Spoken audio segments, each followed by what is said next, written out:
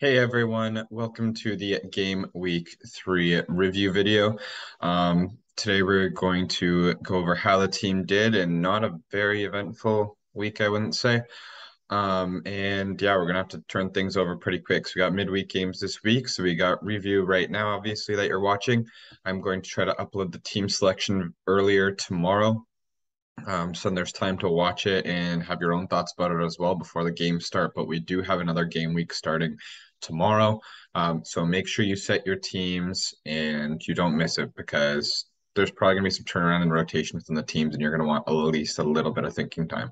So without further ado, let's jump into things. Wasn't a great week.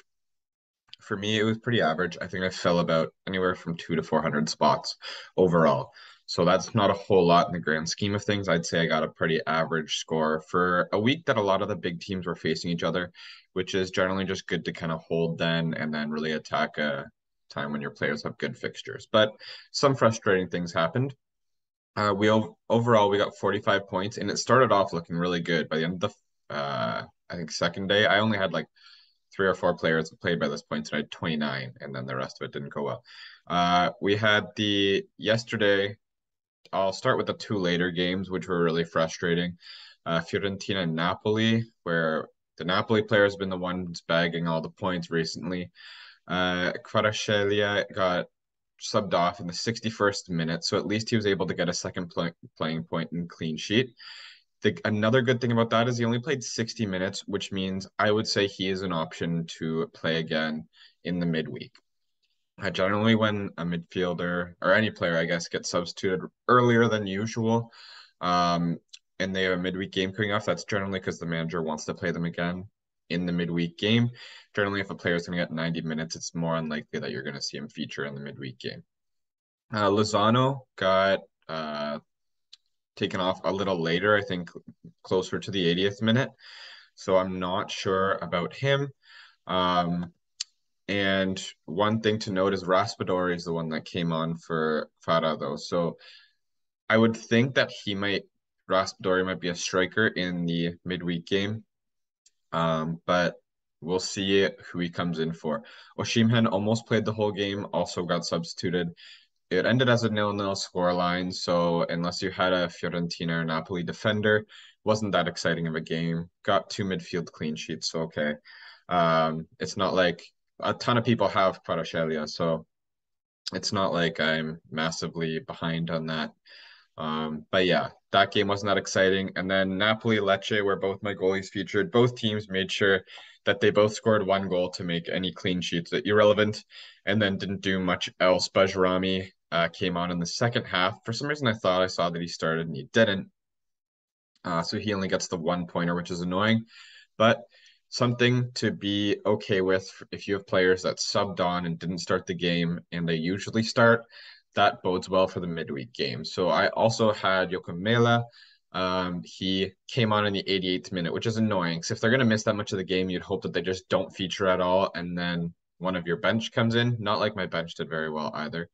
Um, but so I have a lot of faith that both Mila and Bajrami will be starting in the midweek for at least two of my players.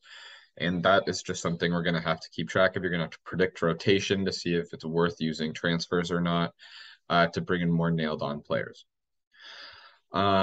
So yeah, the Atalanta game didn't go well. It's a shame that they did get a clean sheet too. That would have been good to have.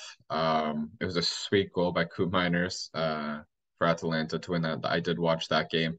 Wasn't able to watch a whole bunch of Serie A this weekend.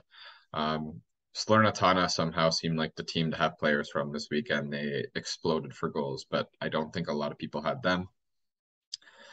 Spezia and Sassuolo tied 2-2. There's some goals there, but not by the big players. And then one other player that I had that did do their job is Theo Hernandez, got the clean sheet. Unfortunately, no attacking returns as the captain. People that had Leao, finally it paid off for them. Another important note is Giroud started over Rebic. So I do think that is going to be more consistent. I'm glad I did not jump on the Rebic train. I do think his value is going to go down from those first 2 weeks. So I do believe Giroud will mostly be the starting striker in that position, and Rebic will be a sub in and maybe even into the midfield now. But I don't see Rebic getting that starting striker spot frequently, especially because they won and Giroud scored. The other game where fantasy-wise it went well, but overall it didn't, was the Juve Roma game. So if you've been watching, I captained Tammy Abraham, game week 1, nothing. Captain Dybala, game week 2, nothing. Don't captain either of them for Roma and Juventus, and then Abraham scores assisted by Dybala. So fantasy wise, it's good that those points were there. Was early in the week, kind of looked like it was setting up a good fantasy week for me, but not the week that I needed them to get me the fantasy points, just as a Juventus fan. So that was kind of funny. And then the rest of the games, Lazio and Inter would have been probably relevant for a decent amount of people. A lot of the Lazio players chipping in, even Pedro, who I originally had in my game week 1 squad and transferred out, got some good points, goal and an assist. Immobile only got an assist. Milinkovic Savic, I think, scored. And for Inter, Lautaro Martinez seems to be the striker pick over Lukaku right now. Lautaro has been playing amazing. I don't think we've seen them get a penalty yet, so we're not sure who's on those. And then Dumfries assisted it. So a good attacking defender as well in Dumfries you could have if you're willing to spend 6.5 more than what I spent on screen here. Okay. Other than that, that's kind of how the game week went. My players, nothing too exciting. Bench didn't do well. I was happy to sit Smalling. I guess it would have been better to have him in the Mela, Skriniar, or Bajrami, but that's 1 point. We'll take a quick look at how the league shows. So I was in the, I forget if I was at 1400 or 1600 last week, but I have gone down a bit. Haven't changed in Forged in Fire. Team Napolitano still at the top, but only 2 points behind is Amir.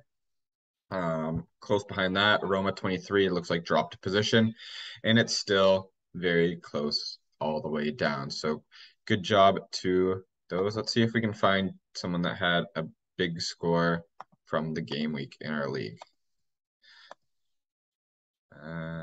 This is game week 3, 83. Wow, Milan 22. Let's see. So captaincy on layout. That's what would have got you a big haul this week. Abraham and Lautaro Martinez, and then some great defense as well. So that's an awesome week in a rather bland game week from Khalil. Very cool there. Let's see if we can find one more before we close it down for the video.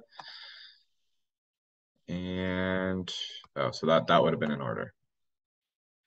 And so Hussein 23, Handanovic again. So yeah, it's Leao that's going to be getting you the big points. In Strefeza, I did see he had a good game, but I think he went off injured. Anyway, just a couple good teams out of a rather bland game week. That's going to be it for this video. Wake up a little earlier tomorrow, and I'm going to try to have the team selection posted. Okay, good luck, and make sure you pay attention to that game week for deadline tomorrow. Take care.